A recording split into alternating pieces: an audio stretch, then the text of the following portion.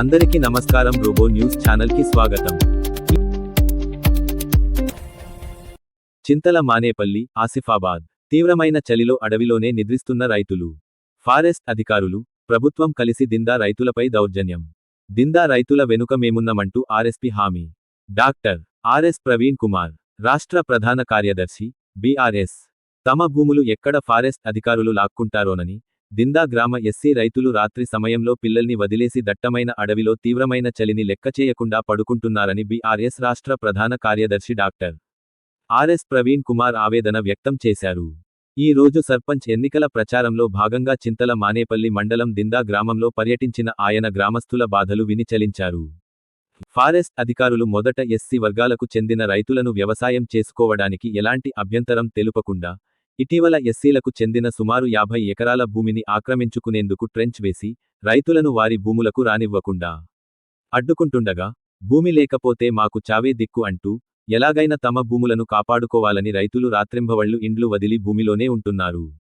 ఈ రోజు రైతుల భూములను సందర్శించిన అనంతరం ఆయన మాట్లాడుతూ, రేవంత్ రెడ్డి ప్రభుత్వం మరియు అటవీ అధికారులు కలిసి రైతులను వేధింపులకు గురిచేస్తున్నారని ఆరోపించారు.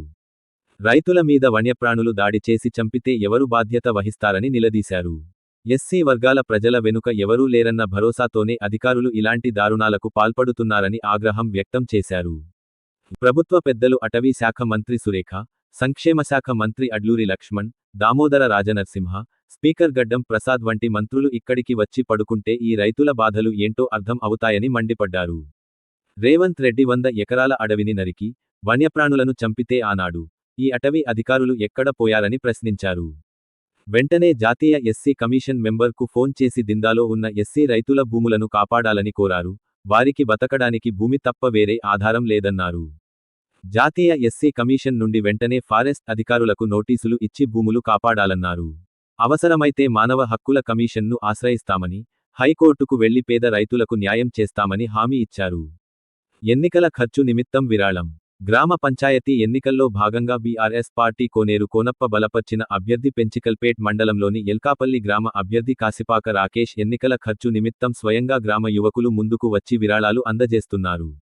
ఈ సందర్భంగా రాకేష్ ని భారీ మెజార్టీతో గెలిపించుకుంటామని వారు తెలిపారు. ఎల్లూరు గ్రామ పంచాయతీలో కాంగ్రెస్ అభ్యర్థి చెన్నబోయిన చంద్రకాంత్ ఎల్లూరులో గడప గడపకు ప్రచారం నిర్వహించడం జరిగింది. ఈ కార్యక్రమంలో సిరిపురం సదాశివ్, పాగడి ఆసన్న, పొట్టే గోపాల్, తాళ్ల లహంచు, కొల్లిపాక శ్రీనివాస్, కొయ్యడ హనుమగౌడ్, ఇలియాస్, భుజంగరావు పాల్గొన్నారు. మున్నూరు కాపు సంఘం ఆధ్వర్యంలో ఆర్థిక సాయం. కౌటాల మండల్ సదాశివపేట గ్రామం, కడాల్రా తులసక్క. గత కొద్ది రోజులుగా అనారోగ్యంతో బాధపడుతున్న తులసక్క మెరుగైన చికిత్స కోసం కరీంనగర్కు వెళ్దామని మా ఆర్థిక పరిస్థితి బాగోలేదని చెప్పడంతో కుల సోదరుల సహాయ సహకారులతో వారి కుటుంబానికి ఆర్థిక సాయం అందించడం జరిగింది. ఈ కార్యక్రమంలో సిర్పూర్ నియోజకవర్గం కాపు సంఘం అధ్యక్షులు సుంకరి తిరుపతి మరియు గౌరవాధ్యక్షులు పెద్దపల్లి కిషన్ రావు, అదేవిధంగా కౌటాల్ మండల అధ్యక్షుడు పెద్దపల్లి రాజన్న, సకినాల సురేష్, మహేష్, వినోద్, రాజన్న మల్లేష్ తదితరులు పాల్గొన్నారు.